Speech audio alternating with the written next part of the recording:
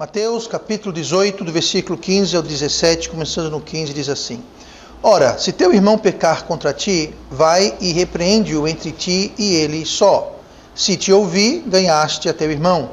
Mas, se não te ouvir, leva ainda contigo um ou dois, para que pela boca de 2 ou 3 testemunhas toda palavra seja confirmada. E, se não as escutar, dize-o à igreja. E se também não escutar a igreja, considera-o como um gentil e publicano. E vamos orar.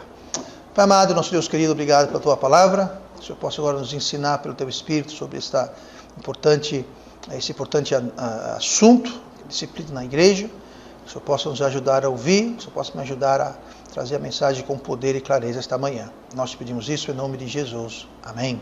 E vamos então nos sentar esta manhã e estamos de volta ao nosso tema, disciplina na igreja. E nós temos visto nas últimas 3 semanas, hoje é a 4ª parte, nós temos visto o que fazer. Semana passada nós vimos a seriedade, no início, a seriedade do pecado, a contaminação do pecado. Semana passada, o que fazer. Essa semana vamos ver como fazer.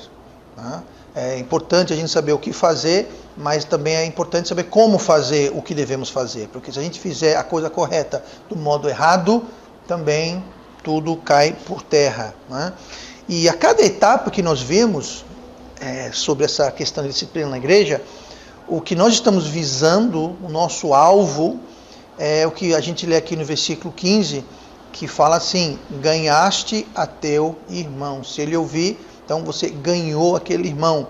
Essa palavra ganhaste é uma palavra interessante, porque pode ser tanto um irmão ou, claro, uma irmã, que estava perdido, mas não perdido de um ponto de vista espiritual, porque está chamando aqui de irmão.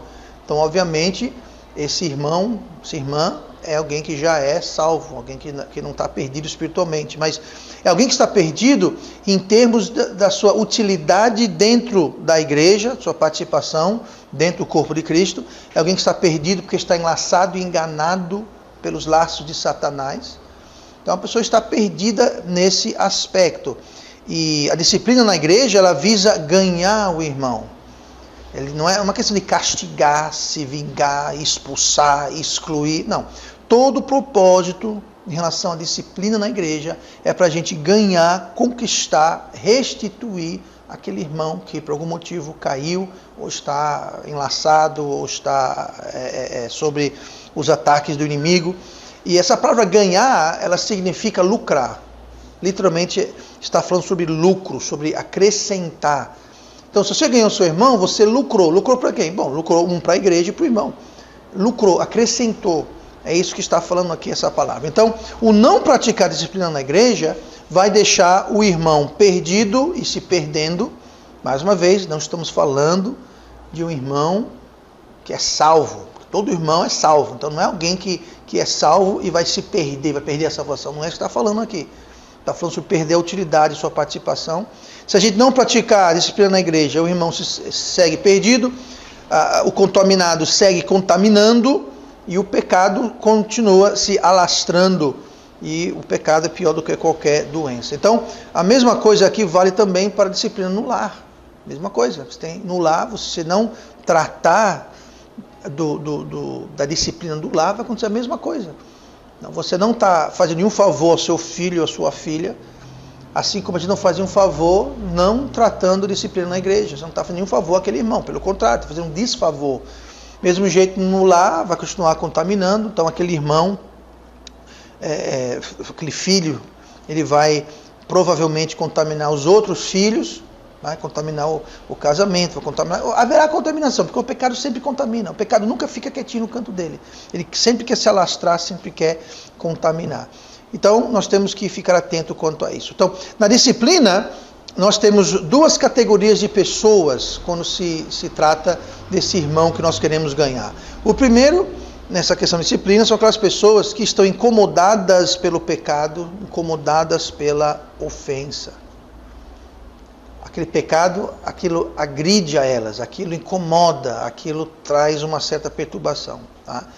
E estas estão quase sempre esperando que sejam confrontadas porque elas não sabem mais como lidar com a situação. Então a pessoa está incomodada com aquilo e a pessoa está praticamente pedindo, praticamente implorando, a pessoa está esperando que alguém venha e estenda uma mão de ajuda para saber o que fazer. Que o pecado ele cega, o pecado ele enlaça, o pecado ele deixa você sem muita perspectiva, ele cega a sua saída. Lá a gente lê que o apóstolo Paulo falou que Deus ele não permite tentação além do que podemos suportar. Mas junto com a tentação, ele manda também o quê? O escape. Mas às vezes o pecado é tamanho que a gente se deixa levar, deixa a coisa correr, que a gente às vezes não enxerga o escape, a gente não enxerga como sair daquela situação. Então cabe às outras pessoas da igreja ir lá estender uma mão. Então tem gente que está pedindo, querendo essa mão estendida para saber como sair.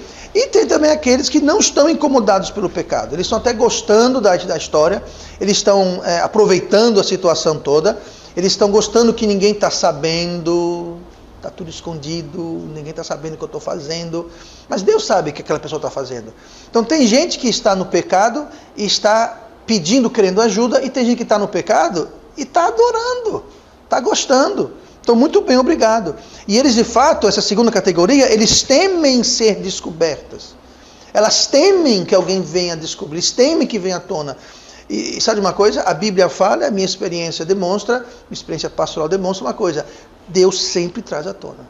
De um modo ou de outro, Deus sempre traz à tona. Jesus falou o quê? Não há nada encoberto que não será descoberto. Tá? Então, mais cedo ou mais tarde, vai vir à tona. Tá? E essas pessoas, elas temem, elas estão sempre vivendo, essa segunda categoria, que não estão incomodadas com o pecado, eles estão sempre olhando assim, desconfiando. Quem foi que contou para o pastor? Será que alguém disse? Quem foi que viu? Estão sempre olhando, desconfiando de alguma coisa. Por quê? Porque eles sabem que estão errados, sabem que não querem mudar e sabem que não vão mudar. Então essas pessoas temem a disciplina e temem serem descobertas. E quando são descobertas, e sempre o são, uma de duas coisas acontecem. Aliás, duas coisas acontecem. Eles negam tudo. Eles morrem dizendo que não foram eles. Nós temos aqui testemunha, temos um vídeo, temos uma foto, temos tudo aqui. Mas não fui eu. E a segunda coisa que acontece é o seguinte: eles evaporam, desaparecem, somem do pedaço. Por quê? Porque foram descobertos e não querem tratar do problema. Foram descobertos e não querem dançar conforme a música que eles vêm tocando. Eles não querem encarar a disciplina, como nós falamos na semana passada. Então, a pessoa que não quer encarar a disciplina é alguém que você não vai ganhar, porque a pessoa não está disposta. Mas são essas duas categorias. Uma categoria está incomodada pelo pecado e quer fazer alguma coisa a respeito. Tal pessoa se submete à disciplina da igreja e ela está querendo, pedindo aquilo porque ela quer realmente dar a volta. A outra categoria não, ele só quer sair. Em atos assim, inclusive no lar também. No lar também. Tem muito filho que foge de casa, some e tal. Por quê? Porque eles não... Veja bem, existe uma hora que é bom e saudável que o filho saia de casa. Porém, não é só sair de casa, é o como que ele sai de casa. Ele saiu em rebeldia, ele saiu por causa de um problema que ele criou, ele saiu fugindo de um problema, ou ele saiu do modo correto. Tá? Tem o certo e o errado, e tem o jeito certo e errado. E a gente tem que fazer o certo do jeito certo. Então, vamos ver aqui quais são 4 etapas que nós podemos observar que compõem as etapas de como fazer a disciplina na igreja. Então, olhem comigo então no versículo 15, vamos ver a primeira dessas etapas. E a primeira etapa é o vai. A primeira etapa é vai.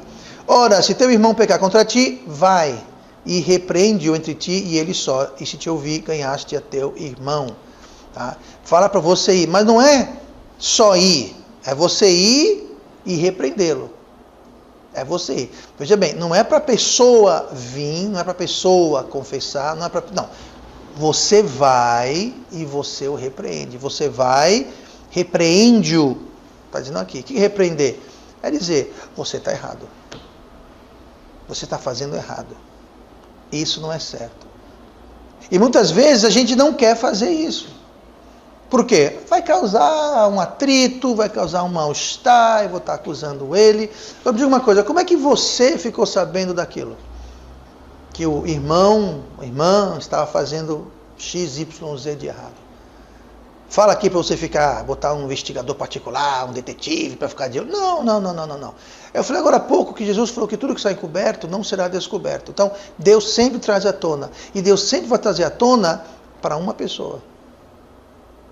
A primeira etapa é essa. Então, Deus vai mostrar para você, de algum modo ou de outro, Deus vai trazer para o seu conhecimento, vai descobrir para você, trazer ao seu conhecimento, alguma coisa sobre alguém na igreja. Qual o seu papel? Você vai. Para quem? Para ele. Não é para você botar no grupo da igreja, no WhatsApp, não é para você publicar no Facebook, não é para você sair comentando, não é para você pedir oração para aquela pessoa. Entendeu? Olha, eu soube que o Zidane andou fazendo isso e aquilo, irmão. Irmão, vamos orar pelo irmão Zidane, porque ele está com um problema muito sério de drogas, sabe? E aí você vai para outro irmão, irmão, vamos orar pelo irmão Zidane, porque isso... Aí você sai pedindo oração para a igreja inteira, por causa do Zidane que está com problema de drogas. A Bíblia fala o quê? Vai para ele. Não ir para todo mundo pedir oração. Não, o primeiro passo é o quê? Se teu irmão pecar contra ti, vai e repreende-o entre ti e ele só. Aqui o contexto do versículo 15 é se o irmão pecar contra você. Mas pode ser que você sabe de uma ofensa que não foi necessariamente contra você. Mas você ficou sabendo. Claro, se alguém pega contra você, você é o primeiro a saber, porque você é ofendido, você é a vítima da coisa. Mas isso aqui também você pode falar se o irmão estiver numa falha e você vier a seu conhecimento, Deus mostrar para você. Às vezes é por acaso, às vezes você está andando de ônibus no comércio, indo para tal canto, você olha para a janela e lá você vê o Zidane comprando drogas de um traficante. Você não estava procurando isso, não estava esperando isso, mas você viu, estava lá, foi um por acaso. Não foi por acaso, Deus orquestrou que Deus incumbiu, responsabilizou, confiou a você a responsabilidade de fazer o quê? Vai e repreende o ti e ele só. De você falar, Zidane, eu vi você. Eu estava de ônibus, passei, foi em tal lugar, tal hora, eu vi você, foi você, eu vi lá, você estava comprando drogas, eu vi. Isso é errado, você repreende ele. Rapaz, tu é crente, não se faz isso. Você tenta repreender, você tenta ganhar ele. Tá? O que muito acontece por aí é o seguinte, a pessoa vê, mas em vez de ir para o Zidane repreender ele, vai, como eu disse o exemplo agora há pouco, vai pedir oração para o mundo inteiro, coloca no grupo social, todo mundo fica sabendo, menos a pessoa que deve ser contactada. Então aqui é o quê? A primeira coisa que você faz é você vai. Primeiro passo, você vai e você repreende. Você vai e você fala com aquela pessoa. Não espere que o ofensor venha a você. Aqui não está dizendo para a gente esperar, para a gente ir. Nós devemos ser proativos em relação à pessoa que cometeu a ofensa. Então a gente vai para ele. Tá? Não esperar que o ofensor venha a você. Por quê? Porque talvez ele não saiba que pecou contra ti. Pode ser isso também. Né? Se for um caso que pessoal, você foi ofendido. E pode até ser que ele não pecou contra você. Eu estou agora falando sobre alguém que você tem a impressão que ele pecou contra ti. Porque muitas vezes a nossa percepção é que alguém pecou contra a gente, quando na realidade você não pecou contra a gente. Você está ofendido porque você passou pelo irmão fulano, o irmão fulano nem falou com você.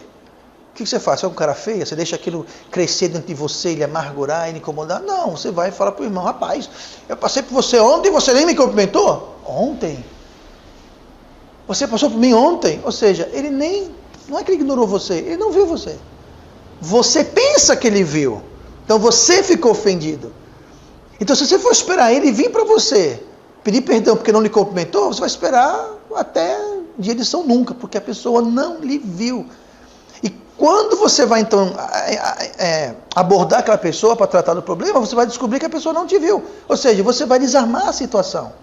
Mas em todo caso, você tem que ir para tratar do problema. Ou de repente, você vai lá e fala, irmão Zidane, eu vi você com traficante. Eu falo, não, irmão, ele não estava comprando drogas. Eu estava dando um panfleto, eu estava evangelizando para ele. Você desarmou. Então, eu vi o Zidane vendendo drogas, comprando drogas, eu vou esperar ele vir para mim. Não, porque de repente você pensa que ele estava comprando drogas, ele estava de fato evangelizando a outra pessoa.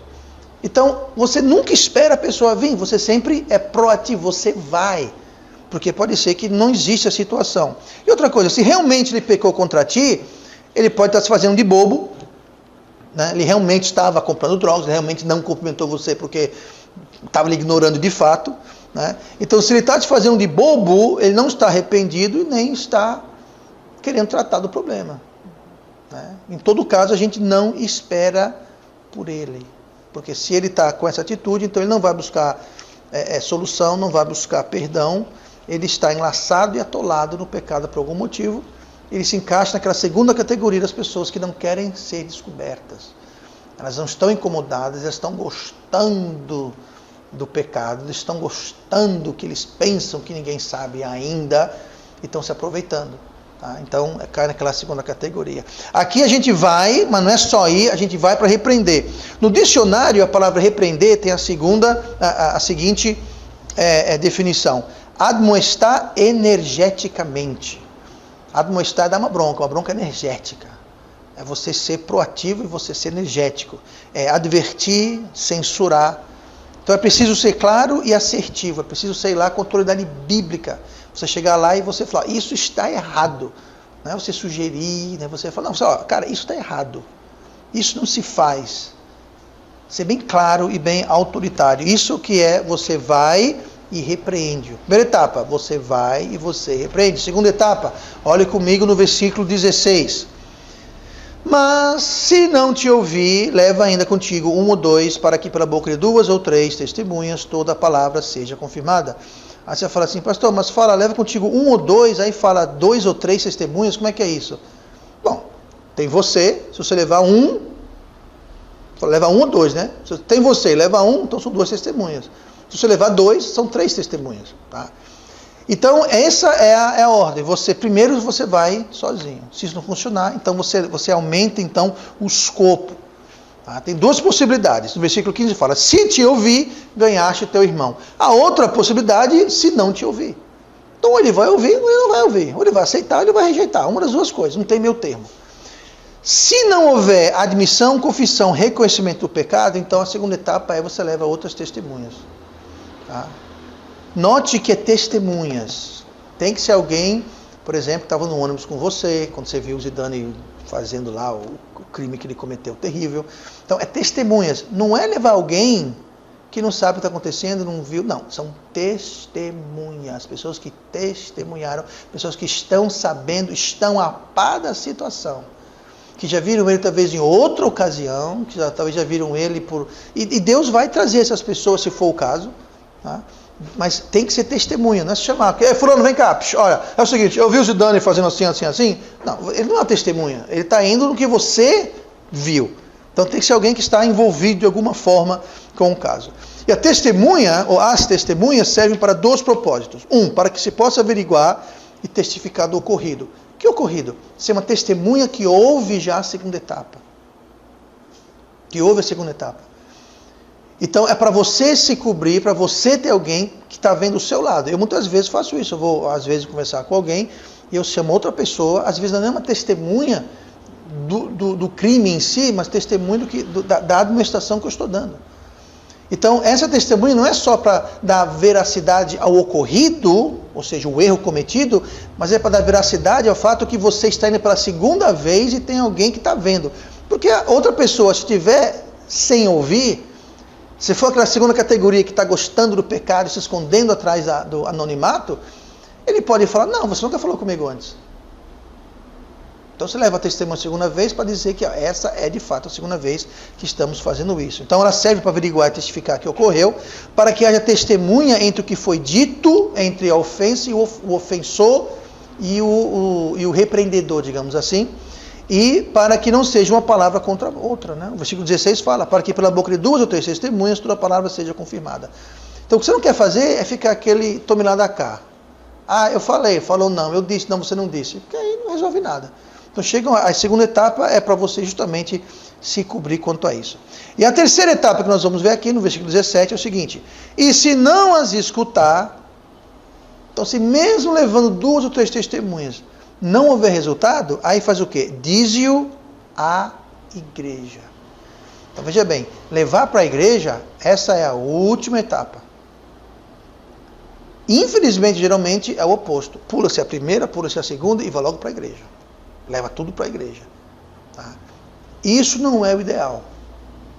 Não é o ideal porque isso dificulta a resolução do problema e você contamina a igreja. Muita gente pode ficar escandalizada com a situação, mas tem situação que você tem que levar para a igreja. Você não tem opção se não levar para a igreja. Né? Então, se o ofensor não escutar a você, se não escutar as testemunhas, então você leva a coisa para a igreja. Para quê? Bom, lá no versículo, lá em 1 Coríntios capítulo 5, nós vimos algumas coisas nas semanas anteriores que fala: tirai, pois, dentre vós a esse iníquo, não vos associeis com tal, nem ainda comais.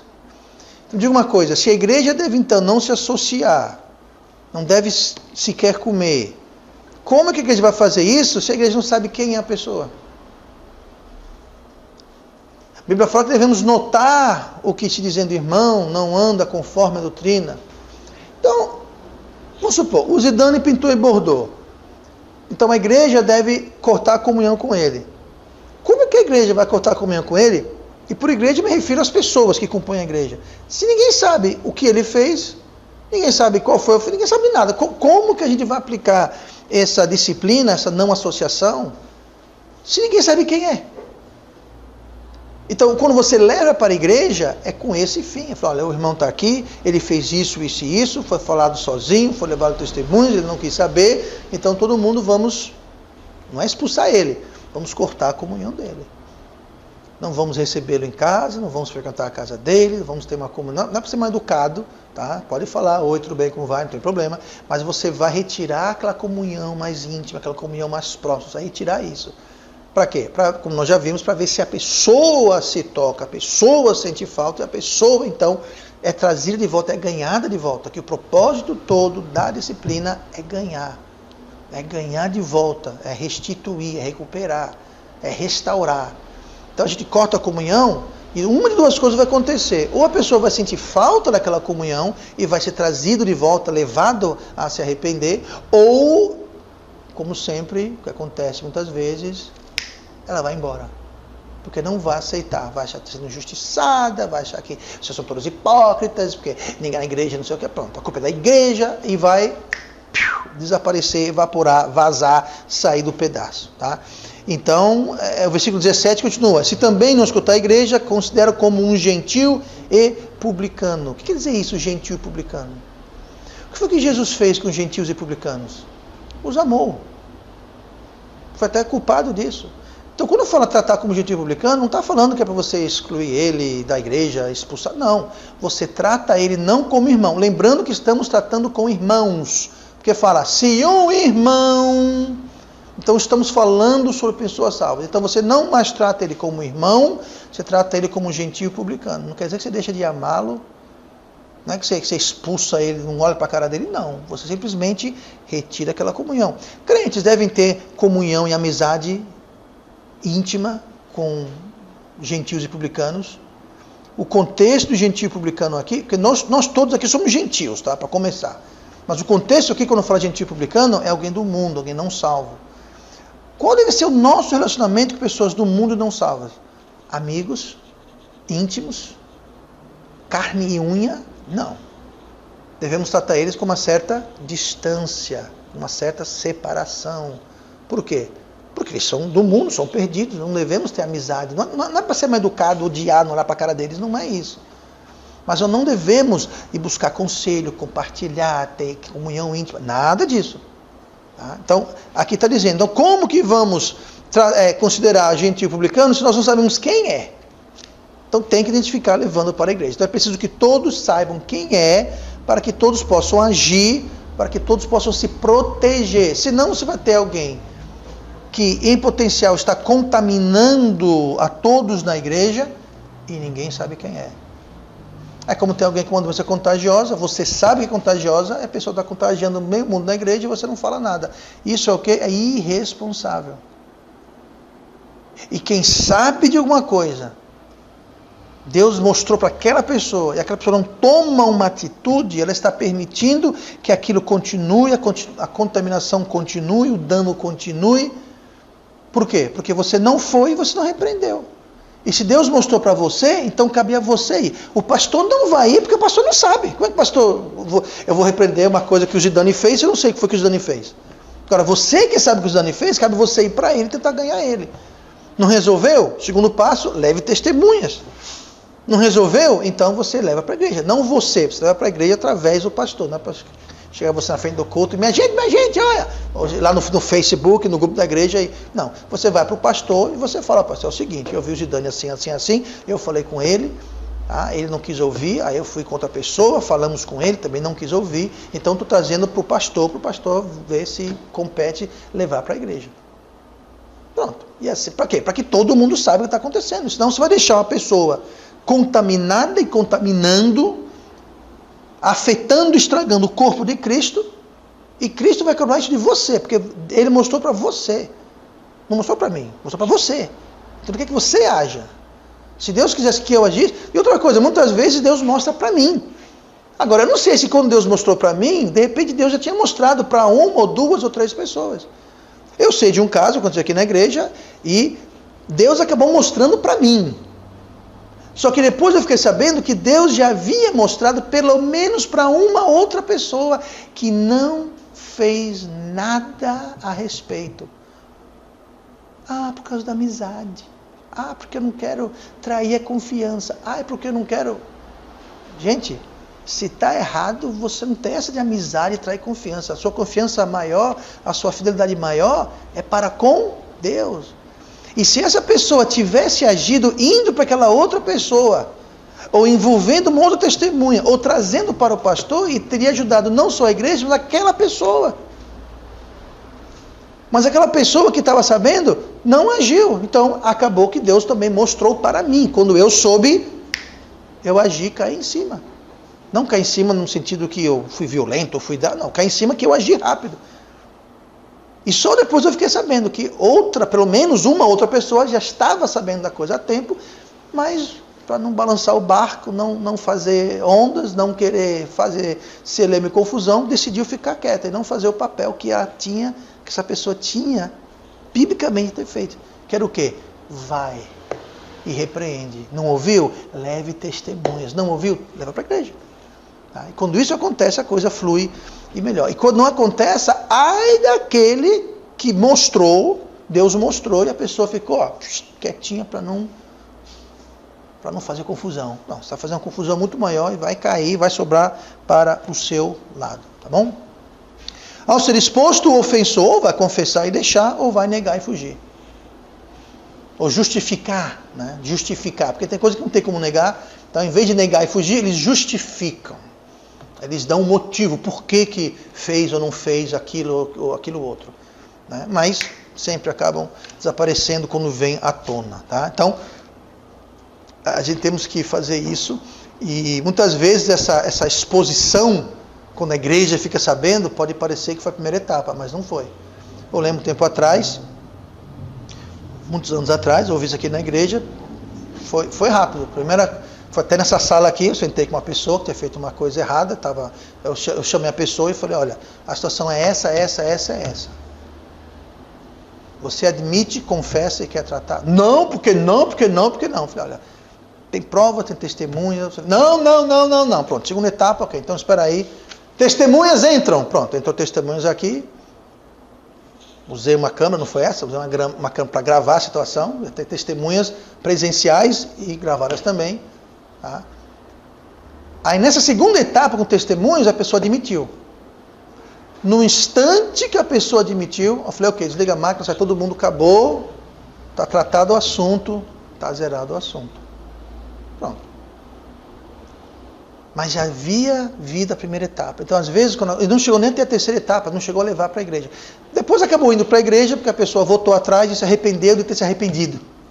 Ela voltou atrás e voltou para frente, digamos assim. Aí a coisa teve que ser escalada. Mas a coisa começou antes, é como um iceberg. Muitas vezes a gente só vê quando é exposto, quando fica público e notório. Mas quando isso acontece, já deve ter acontecido várias etapas anteriores a isso, né? No fundo. Então, a maravilha desse método é que é bíblico e funciona. Ou você ganha o seu irmão, que é o ideal, ou aquele irmão abre. Isso é ideal? Não é o ideal, mas pelo menos você para a contaminação, você retira aquilo. Você não retira, a pessoa se retira. Tá? Igrejas que precisam expulsar pecadores da igreja, eu não sei por quê, porque um pecador não deve se sentir confortável na igreja. especialmente depois que são descobertos.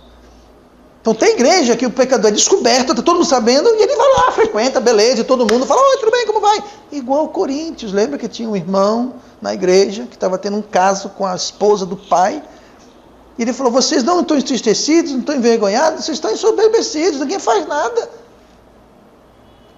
Aquele infrator, aquele transgressor, ele estava em pecado seríssimo, e todo mundo tratando ele normal. Ele estava muito à vontade. Todo mundo sabia e ele não via nenhum problema com isso. Situação errada. Erradíssima. Então você chega ao ponto de ter que expulsar alguém da igreja. Não, o próprio pecador se retira da igreja. Quando vem à tona. Ou ele se conserta ou ele se retira. E tem outra vantagem. De repente aquilo não era irmão coisíssima nenhuma. Porque era joio. Por isso que não há arrependimento, por isso que há o sumiço, por isso que ele não quer consertar nada, porque de irmão ali só tinha o nome, só tinha percepção, só tinha máscara, só tinha capa, que irmão não era irmão coisa nenhuma. E chega a hora que Deus fala, chega, você está aqui há tanto tempo, você está causando confusão, espalhando contaminação e você está se recusando a ser salvo. Sabe uma coisa? Está na hora de você... Mas não é a gente que expulsa, é Deus que tira. Deus traz, Deus tira. Alguém está aqui por um outro motivo a não ser Deus trouxe você para cá? Alguém está recebendo dinheiro para frequentar essa igreja? Alguém foi ameaçado para frequentar essa igreja? Alguém foi coagido? Não. Deus traz. E do mesmo jeito que Deus traz, o mesmo Deus ele leva também. Não é para eu estar expulsando, não é para a igreja estar expulsando ninguém. Não. Deus traz, Deus leva, no tempo dele. Agora, para que ele faça isso, o levar, muitas vezes é preciso a gente aplicar esse mecanismo de disciplina. Senão, o joio vem, lembrando, Deus traz, mas o diabo também manda joio. A Bíblia fala isso. A parábola do joio fala que veio o inimigo do dono do campo e semeou joio no meio do trigo. Para quê? Para atrapalhar. Então, junto com as pessoas que Deus traz, o diabo manda aquelas pessoas que não são salvas, nem vão ser salvas e não querem ser salvas.